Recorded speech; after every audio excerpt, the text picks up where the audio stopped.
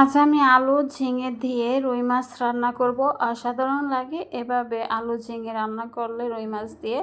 Hello everyone, কেমন আছেন সবাই? আশা করি ভালো আছেন, আপনাদের দোয়ায় আমিও ভালো আছি আলহামদুলিল্লাহ। তো চুলায় একটা তাওয়া বসিয়ে দিয়েছি, দিয়ে আমি তেল দিয়ে দিয়েছি। মাছগুলো ভেজে নেব, হলে তেলটা গরম হয়ে আসলে আমি মাছগুলো ভেজে নেব। তো আমি মাছগুলা দিয়ে দিয়েছি। মাছগুলোকে আমি সামান্য হলুদের গুঁড়া আর লবণ দিয়ে মেখে আমি মাছগুলোকে ভেজে নিচ্ছি। এখানে আমি 8 পিসের মতো মাছ নিয়ে নিয়েছি, পেটের পিস সহ, লেজ সহ। আর একটা আলু আমি কেটে ধুয়ে পরিষ্কার করে মাছগুলোর সাথে ভেজে নিচ্ছি, একসাথে ভেজে নেব। এখানে একটা আলু দিয়েছি, বেশি দেইনি, বড় সাইজের একটা আলু দিয়ে দিয়েছি।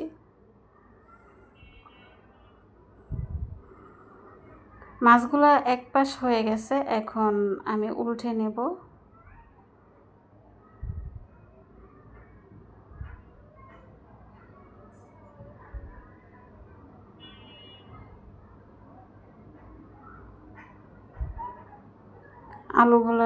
আলুগুলো এক পাশ হয়ে গেছে, আমি উল্টে আলু আর মাছ ওই পাশটাও ভেজে নেব। এভাবে আলু ভেজে রান্না করলে খুবই স্বাদ হয় খেতে।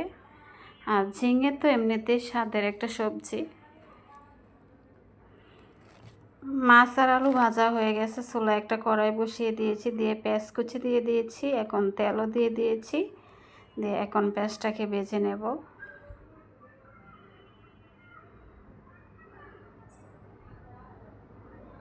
একটু ঢাকনা দিয়ে ঢেকে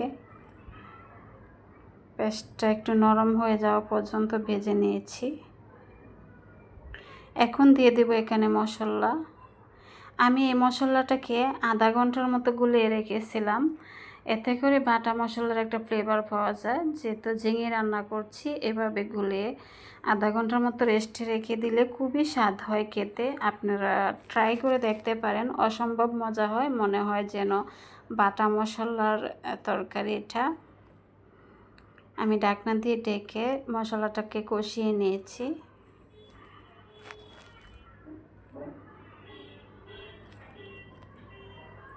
লবণ দিয়ে দিয়েছি পরিমাণ মতো।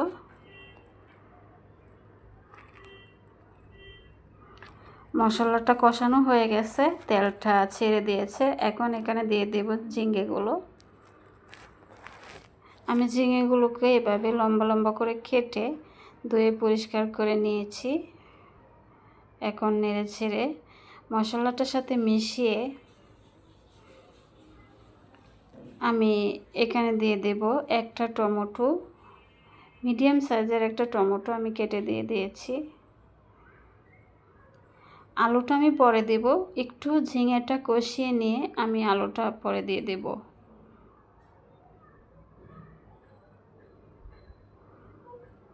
2-3 মিনিটের মতো ঝিঙেটা কষিয়ে নিয়েছি। একটু নেড়ে ছেড়ে দিয়ে এখন আমি আলুটা দিয়ে দেব। এখানে ভেজে রাখা আলুটা আমি এখানে দিয়ে দেব। এখন আমি আলুটা দিয়ে দিচ্ছি,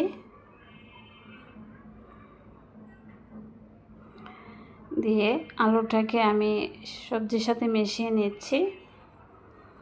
নিয়ে আরেকটুখানি আমি কষিয়ে নেব, তারপর আমি ঝোল দিয়ে দেব। তো এই পর্যন্ত আপনারা যারা ভিডিওটা দেখতেছেন, কাছে কিংবা দূরে, দেশ কিংবা দেশের বাইরে, যে যেখান থেকে দেখতেছেন, এই পর্যন্ত আপনারা যারা আছেন, একটা লাইক দিতে ভুলে গেছেন, প্লিজ একটা লাইক দিয়ে আমার ভিডিওটা ফুল কন্টিনিউ করার অনুরোধ রইল।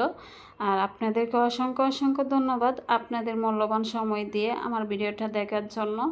যদি কোনো অংশ আমার রান্নার ভালো লেগে থাকে, তাহলে আমার চ্যানেলটাকে সাবস্ক্রাইব করে দিয়ে আমার পাশে থাকার অনুরোধ রইল।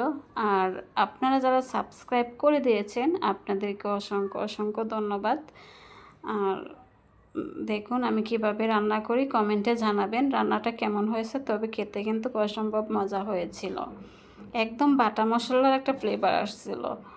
আর দেখুন বলকও এসে গেছে, এর মধ্যে কথা বলতে বলতে আমি ঝোলটাও দিয়ে দিয়েছিলাম।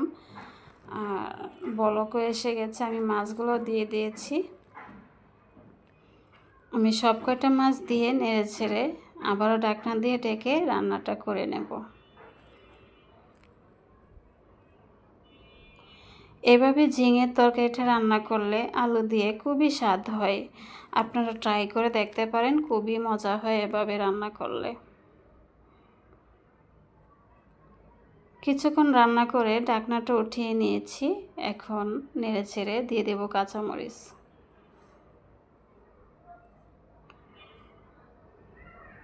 কাঁচামরিচ দিয়ে দিয়েছি আর কিছুক্ষণ রান্না করে চুলাটা অফ করে দেব। যেহেতু ঝিঙে এত বেশি জাল দেওয়া যাবে না, এতে করে ভালো লাগবে না খেতে। ঢাকনা দিয়ে আর কিছুক্ষণ রান্না করে নেব।